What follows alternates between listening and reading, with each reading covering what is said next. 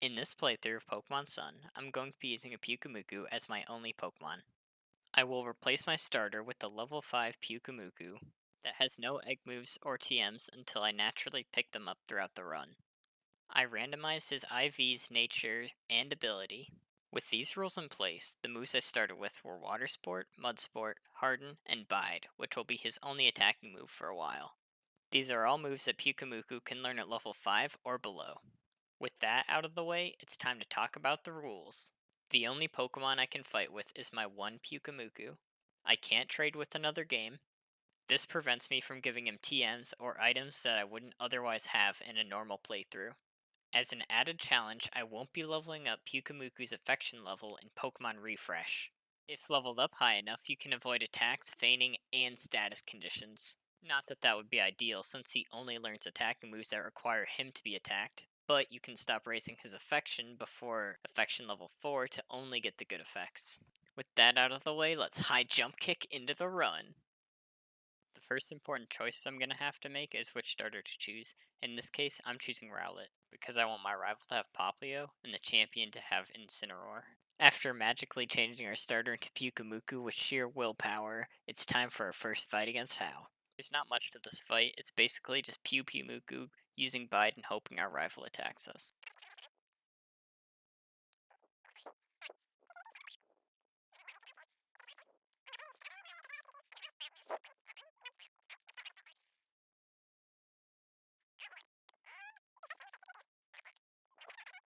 After the first victory against Hao, I start grinding for the second fight against him. With my only means of damage coming from being attacked, I pretty much have to go and heal after every fight.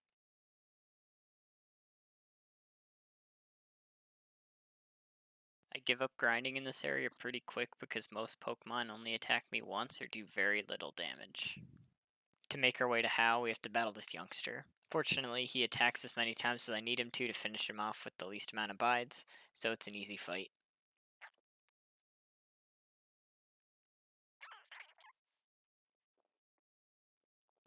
I fought a couple more trainers on the way up to the second Hao fight because I knew he had a Pichu that knew electric moves which are super effective against Pyukumuku. And I think now's a good time to point out one of the hardest parts about this run, and that's just that Pokemon don't like using their attack moves. They keep using status moves like Tail Whip and Growl, and it makes it so Pyukumuku can't do any damage. For the sake of this video not being 3 hours long, I'm going to be cutting through this fight a little bit because I got paralyzed a lot, and even at times 4 speed, the full battle would take a minute at least.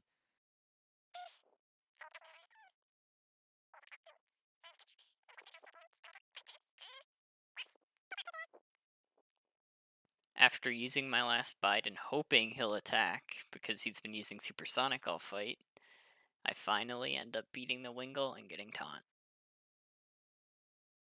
Also, from now on, I'm going to be showing multiple battles at a time if they're like little battles in an area that are leading up to a final boss, but in their own right, they're all really easy.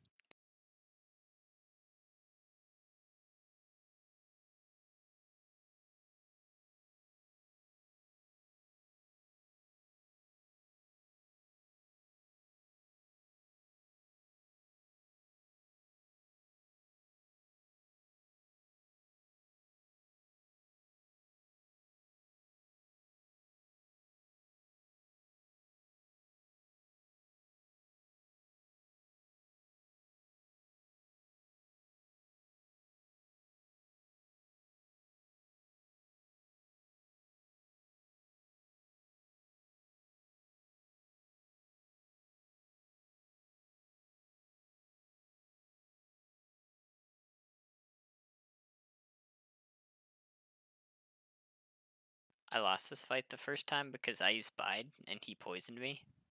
And I thought I'd rather just try again than spam my healing items and have to keep using them. The easy solution to this is just use Taunt. And for those of you who don't know, what Taunt does is it forces the enemy that you use it on to use attacking moves for 3 turns. Also, if Pyukumuku somehow outspeeds the opponent, which doesn't happen very often in this playthrough because the speed is very low, and the opponent used a status move, like Growl, the move would fail that turn. As you can see, my taunt strategy wasn't perfect because the Grimer's Poison Touch made it so that if he used a physical attack move like Bite, he had a chance of poisoning me.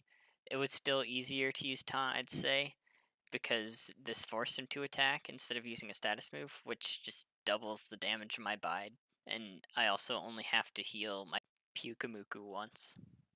Magnemite is pretty scary because he's super effective on me, and also he is sturdy, so I can't take him out with one Bide.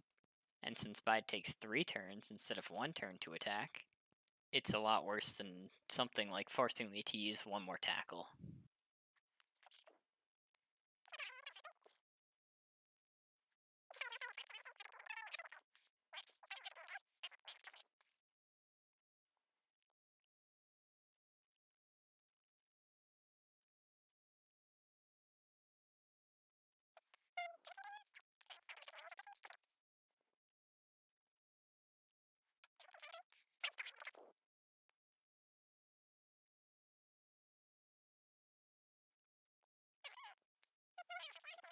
I'm not going to show the full fight because even sped up it takes about 4 minutes, but I ended up having to PP stall the Zubat, and I think this is a good time to point out something, and that's that you don't really want to grind, because then you actually start taking less and less damage, making your bides do like maybe 8 damage because they do like 2 damage to you 2 turns in a row, even if both their turns are attacking, which usually means you have to taunt anyway, so it makes the fights take way longer, even if you don't have to stall for struggle like I had to do here.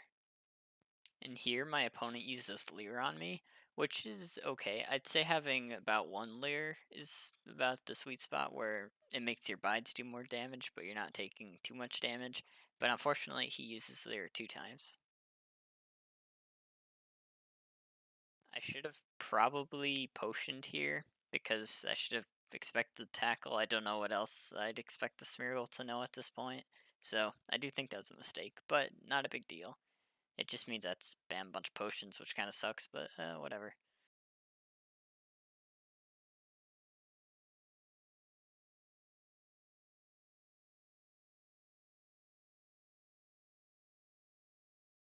Here's our first fight against a Ghost type Pokemon, which means I'm forced to PB stall because Bide does not affect Ghost types. Much later into the fight, I learned something about Taunt that I probably should have already knew, but it would never have come up before. But if a Pokemon is out of attacking moves and still has status moves, they still have to struggle if they're under Taunt because they can only use attacking moves. This will definitely come in handy later.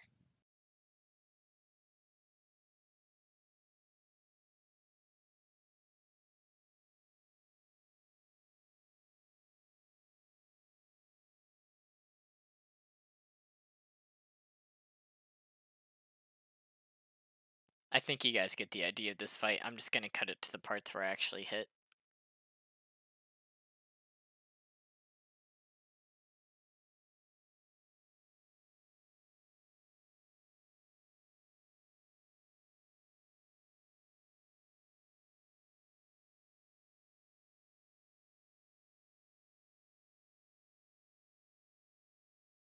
This is a battle for the history books. Team Skull was actually successful in making a Pokemon faint.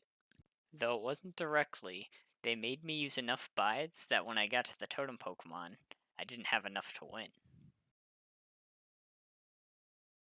I'm going to use the same editing trick against Drowsy as I used last time because he takes 4 bites yet again. I knew I would lose against the Totem Pokemon, so I didn't even try because I only had 1 bide left, and Totem Pokemon would summon another Pokemon because they always do at the end of the first turn.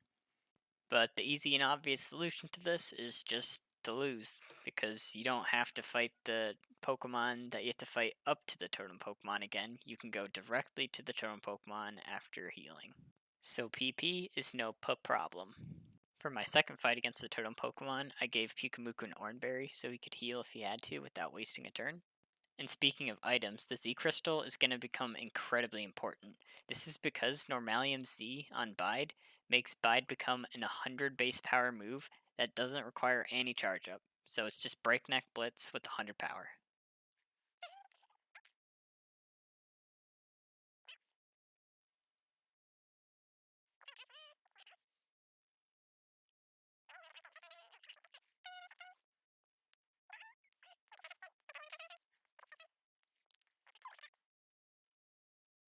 It was around here that I realized money would become a big problem with all the healing items I needed.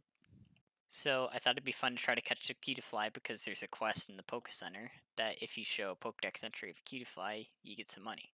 I thought it'd be fun using Pyukumuku in more aspects of the Pokemon games because catching Pokemon is incredibly important in most regular playthroughs. And since I don't actually use it in battle, it's not really breaking any rules, but I don't know, it feels like kind of a gray area. I also leveled up from the Cutiefly and got Counter, and what Counter does is it's like Bide, but it's only one turn, goes to the end of every turn, and does double damage back, but only works with physical moves. And as you just saw, Pikachu always paralyzes me with static, so that's fun.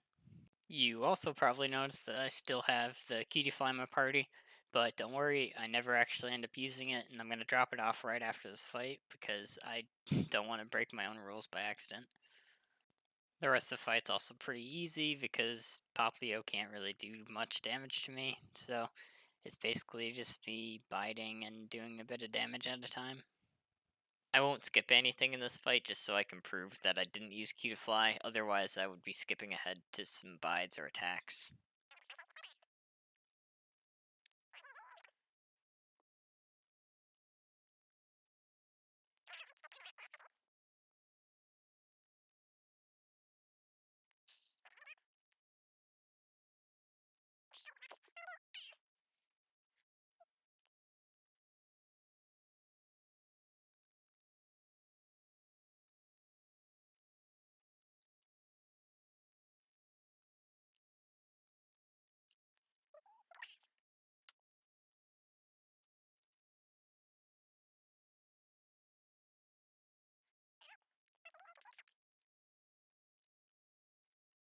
Here I show the person the Pokedex entry for Cutiefly and then drop him right off.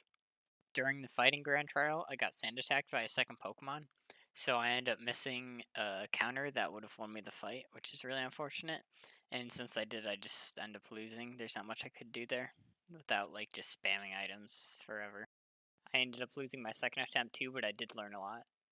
During my second attempt, I learned that Makuhita always goes her fake out on the first turn he's sent out. That means that if I do this battle again, I'm going to either use a healing item or something else that I can take advantage of. In this case, I use an X speed, so I'm faster than Makuhita, so I can taunt him before he ever gets a chance to sand attack me.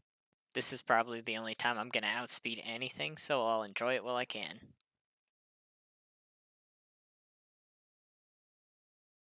I also didn't notice this at the time, but looking back at the footage and from later experiences in the game, I realized that Arm Thrust is a move that can hit multiple times, and for any move that can hit multiple times, Counter only does double damage of what the last hit was. So if it hits 2 times or 5 times, it'll do the same amount of damage because it only does the last hit. Yet another important part of this fight is that Counter has 100 accuracy, which means that if Pyukumuku is hit by Sand Attack, he can miss it. But Bide doesn't have an accuracy, so even if I'm hit by Sand Attack, Bide can't miss. Even though it's something I don't have to worry about this fight, it was something I kept in mind for my other attempts.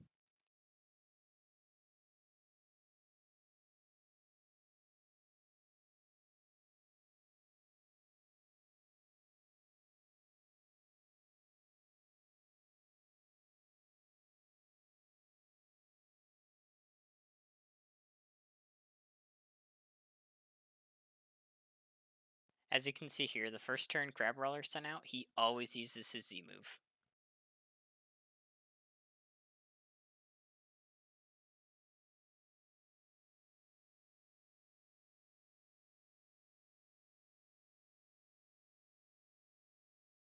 Pretty much the only notable thing about this fight is that it takes forever.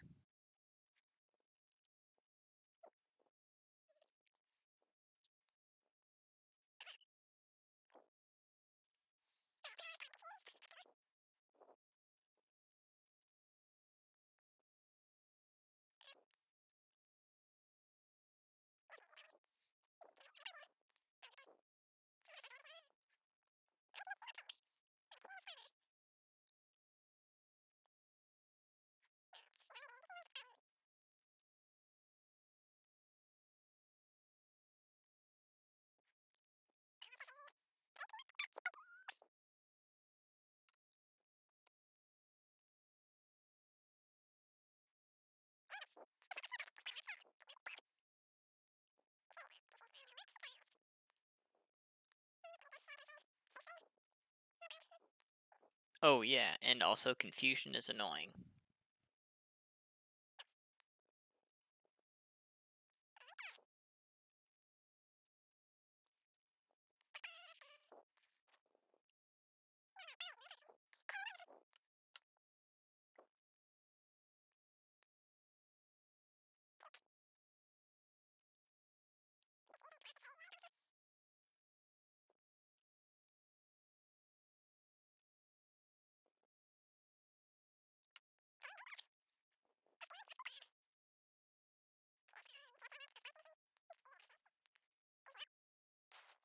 I meant to get Purify here, but I ended up misclicking and deleting it, and I thought it wouldn't matter too much, but I was wrong. I was walking down the route, and I decided to do trainer battle instead of running around the bushes every time, and it turned out to have a drift flume, so I just lost the battle on purpose.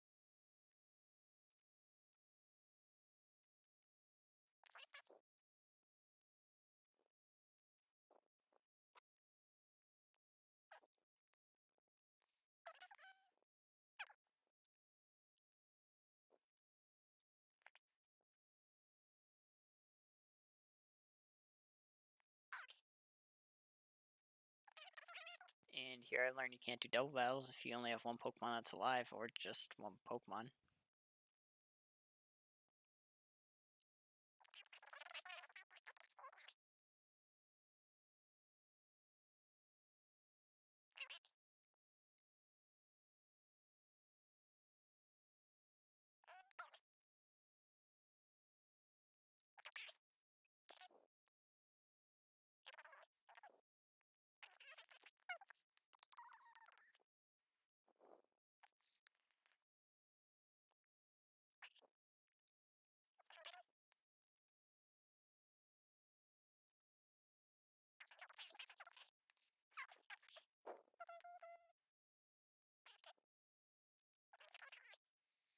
I'll just skip ahead to the part in the first fight where I realized that I can kill Wishiwashi with one Z move, which is why the second fight went by so much faster, because then I just Z moved right away. In the start of the fight, there's not much going on. I'm just kind of being attacked by Water Gun that's boosted by the rain and by Helping Hand when he summons his helper Pokemon. And I just hope I take enough damage, and then I have my Z move to kind of finish him off.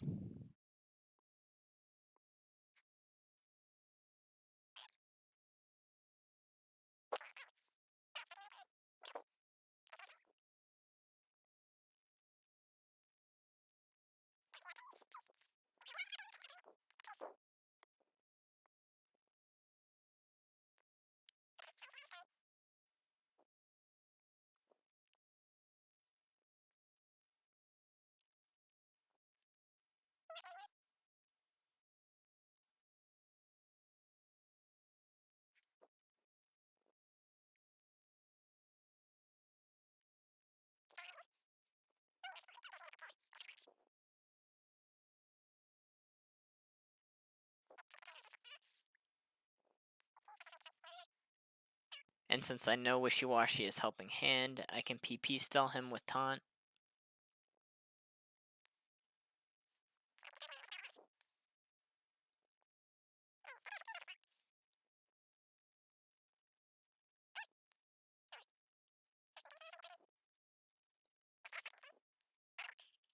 Hey, wait a second. Why should I help Drifloom? He forced me to either PP stall or die.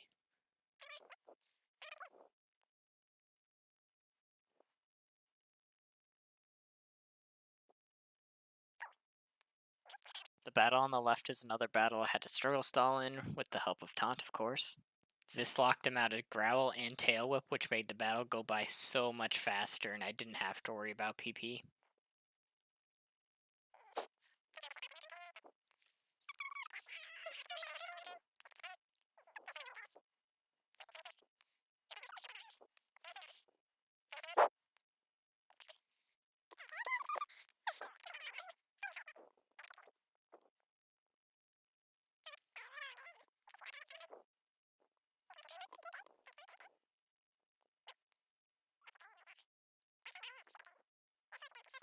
Okay, so this totem fight was the hardest fight in the game. This was pretty much the only point where I thought all hope was lost and I couldn't beat the run.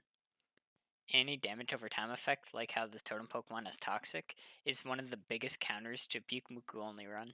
Especially since it's always a 2v1 since the totem Pokemon calls for help, and the Pokemon that helps it knows Venoshock, which does a ton of damage if I'm already poisoned, and it has a move that can poison me too.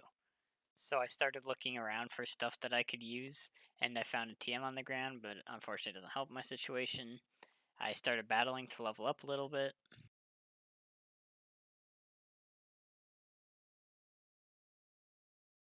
I bought some more healing items with what little money I had, but I still kept losing, and I didn't know what I could do differently that would actually help me in this battle. I tried using the Quick Claw with Taunt so I'd go before the Salazzle, and the Salazzle couldn't poison me. But even if I did that, the Salandit could still poison me with Poison Gas, so I couldn't keep my Taunt on both up all the time. So I looked around a little bit more, still couldn't find anything. I just kept throwing myself into the fight, hoping somehow something would be different. Maybe I could get a really good bite off. And again.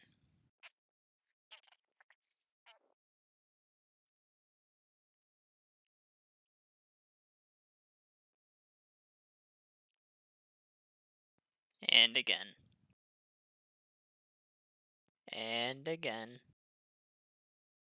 But it still didn't work out. Until finally, I figured out that I could use Safeguard.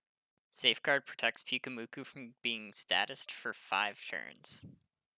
This way, even if either one of them outspeeds me and poisons me, I still have enough time to use an antidote to heal the poison, and use any potions I need to, while still getting off damage.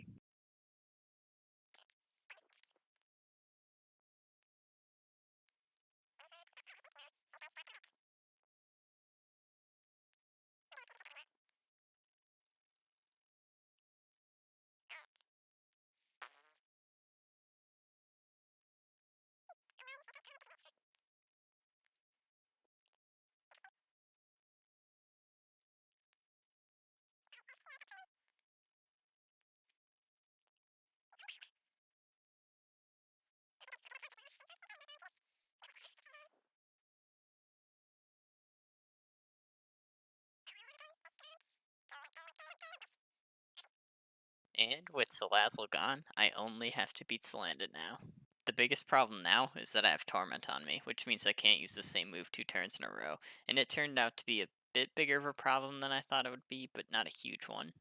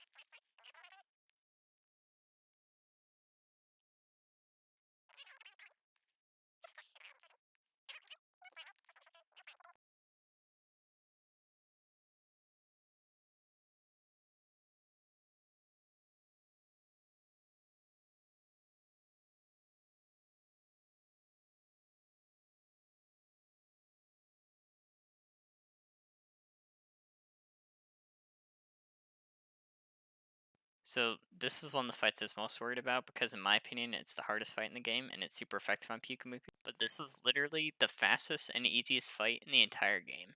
All I had to do was counter and I won. Now at first I overcomplicated the fight and protected the original Solar Blade so it would get rid of her item, and then I would bide and counter when she had two Pokemon out. Then I remembered the Solar Blade is physical, so I countered turn 1 and hoped I survived, and to my surprise I did, and then I one-shot her. All of the double battles in which you have an ally in the game are extremely easy. You can usually just rely on whatever ally you get, but that's not to say Pyukumuku doesn't put in a little bit of his magic touch.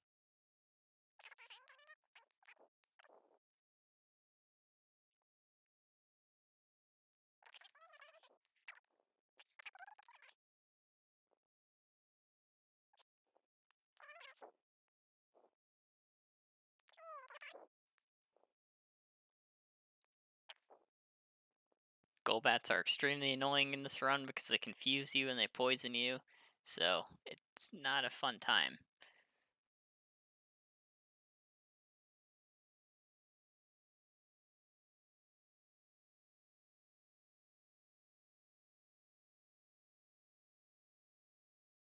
The only thing making this fight hard is paralysis, and she kept getting it with Spark, which was really annoying. But the first time she did, I was just like, whatever, I'm just gonna let me die, and then hopefully I'll get better RNG next time. Not a big deal. So this time, I safeguard turn 1, so she can't paralyze me at all, because she also has Thunder Wave, which is the way more reliable way to paralyze me, so I'm sure she's gonna paralyze me somehow. And she gets the Spark Paralysis again, but I'm just like, whatever. I want to keep fighting her this time because I want to learn if there's something I have to do to prepare for the third fight, if there is one.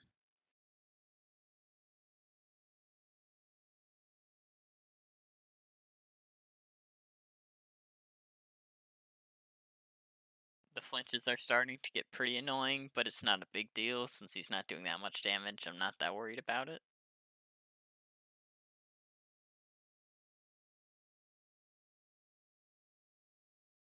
I end up using Bide because he can't flinch me the turns where I'm charging up, and on the third turn where it hits, I always hit first. I fully expect her Z move to be used turn 1, especially because I'm at low health, so I heal up.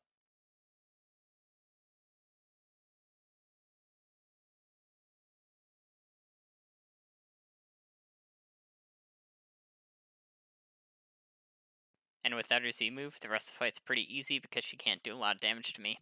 And I also have my Z move that's super effective against her.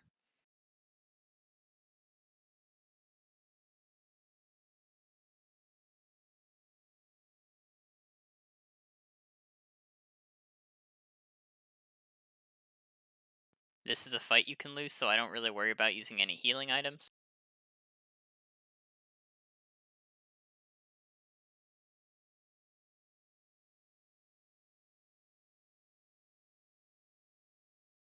And hey, speaking of fights you can lose. Yeah, I didn't even want to try, but if I had to, I would use an X speed or X special defense. Here's a great way to make money in the game. You just talk to that guy, get 6 Pyukumuku, and then you get 20,000. So I did this a few times because the run took a couple of days.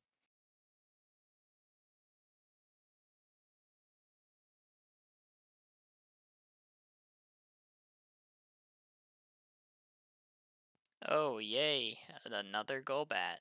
Great.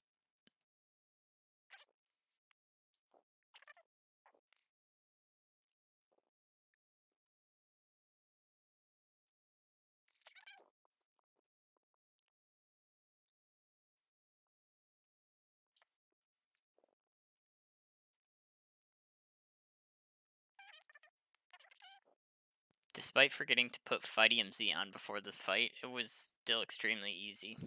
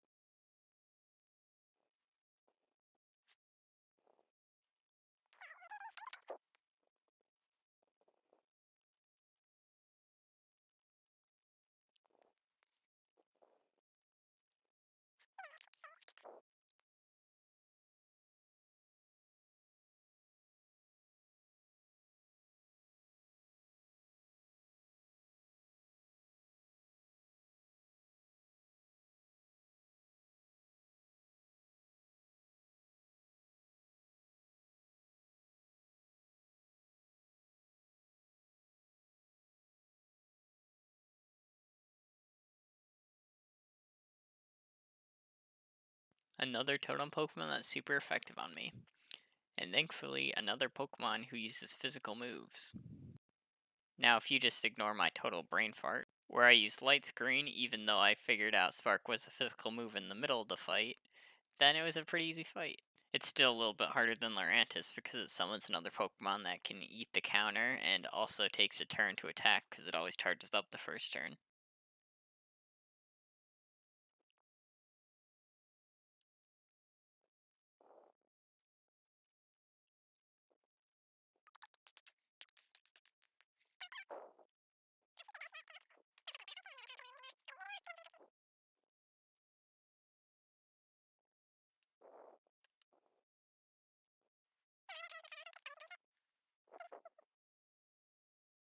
Ghost Pod is pretty hard to fight in this run because he uses Swords Dance. So I'm not sure which turn he's going to buff himself and which turn he's going to attack, which makes it difficult to use counter effectively. Thankfully, his ability switches him out if he gets to below half, so it's not that much of a problem.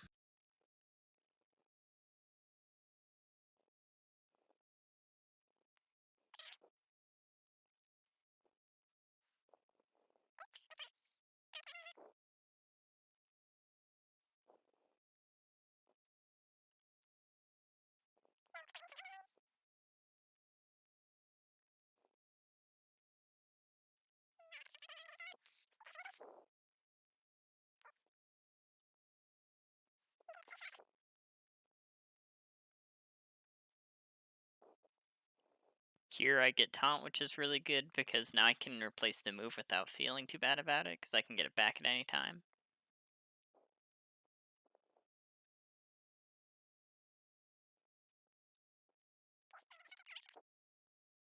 Okay, the Ghost Trial is going to be a pretty difficult one because I have to PP still all the Pokemon before the Totem.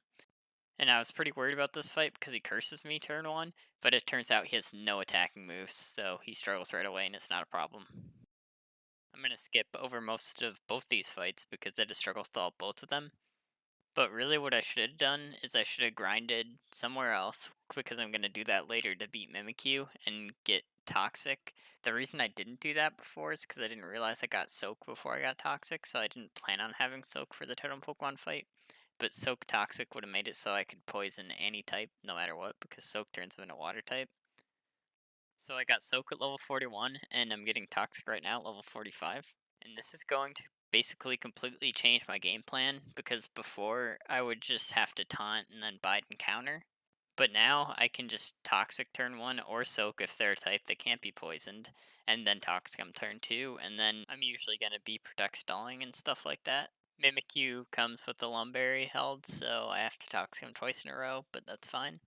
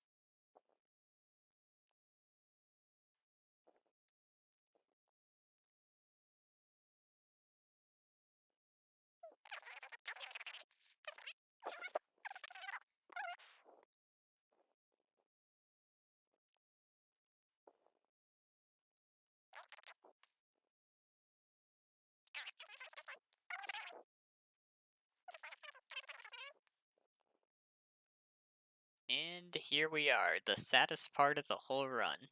So right here is you're about to see a double battle without a partner, meaning I need two Pokemon, is necessary to get into Town, which is necessary in beating the game. So I tried a few things to make it still feel like a solo run, even though I could just use a weak Pokemon that doesn't really interfere with the fight, because Pyukumuku can't beat these two 1v2. but as you just saw, I tried using a Pyukumuku named Tukumuku, but that ended up getting in the way too much because I used Memento on my own Pyukumuku, so it lowered stats, which actually affected how much damage I was taking from Confusion, which really sucked because I thought Tukumuku was just a hilarious name, and laughs would have been had by all. What I ended up doing was just hacking in a Shedinja that was level 35 and fast enough to outspeed all the other Pokemon and just kill himself before he was even targeted. And from trying out multiple ways to make this fight be as solo as possible, I figured out that the Haunter always goes for Shadow Ball turn 1, so I wouldn't be chaining his AI by making him go for Shadow Ball on the Shedinja, and then since Shedinja was dead, he would have to target Pyukumuku. So I don't know if you count this as a loss or not. But either way, I'm going to keep going and soloing the game as much as possible with Pyukumuku. Since no matter what Pokemon you use in this, you're going to have two out here, so no other Pokemon can solo the game. It's not just Pyukumuku. And yeah, that really sucks in my opinion. I feel like if you have one Pokemon in your party, you should be able to double battle, especially if it's a mandatory double battle. And if anyone in the comments has a better solution than I did, or has some magical way to skip this mandatory fight, let me know, because I'm interested. I really, really wanted this run to work. So now, even though we had a heartbreaking tragedy, we must go on. It's just a couple of easy fights before another boss fight against Guzma.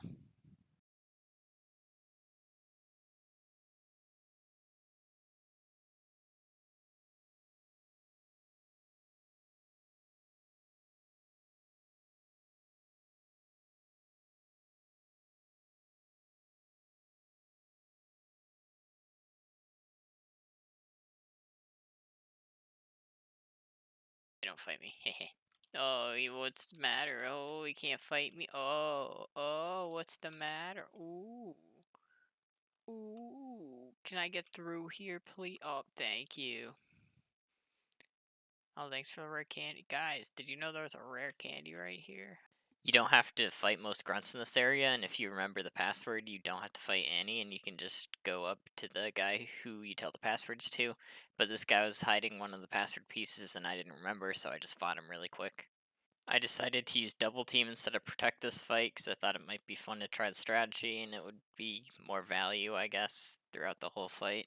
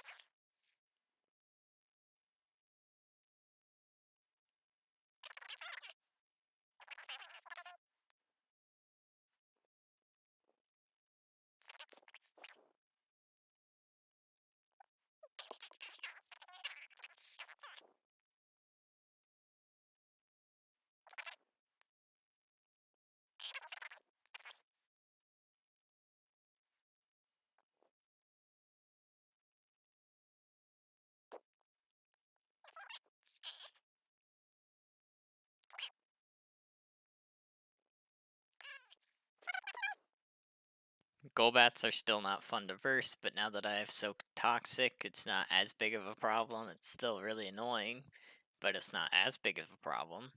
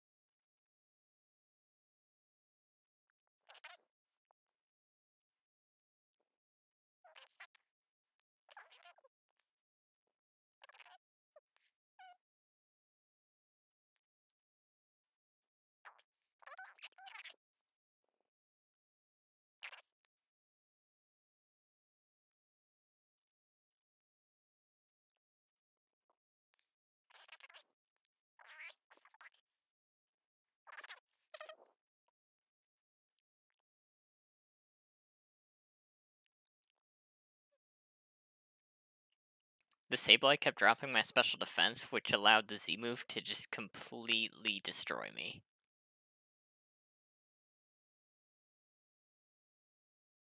I bought some X special defenses and X defenses just so I'd be ready for that battle and battles in the future.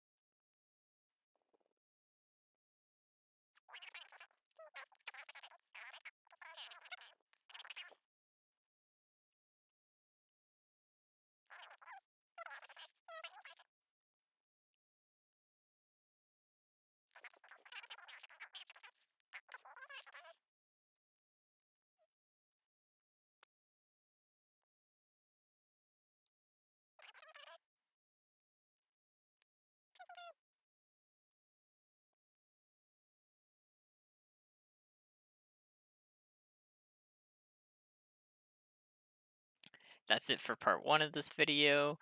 I'm gonna try to bring out part 2 in about a week. I just had to split it up because it was taking forever to edit. Like, I've already spent so much time editing, like, both these parts down, and I decided to make it 2 parts so I could get something out before I went insane. And yeah, thanks for watching. Don't forget to Pyukumuku, Pyukumuku, and Pyukumuku. It helps more than you think.